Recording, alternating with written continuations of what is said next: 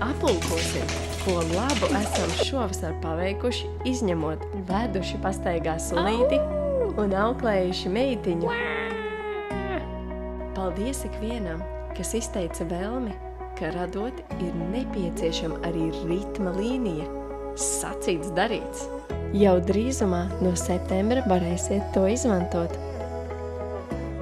Ielec radošajos uzdevumos un aizraujošajā mūzikas vēsturē no 1. līdz pat 9. klasei.